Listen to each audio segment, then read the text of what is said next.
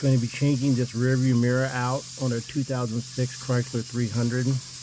Only thing you really need is this T15 to loosen this one screw right here on the back side. We're going to loosen it up.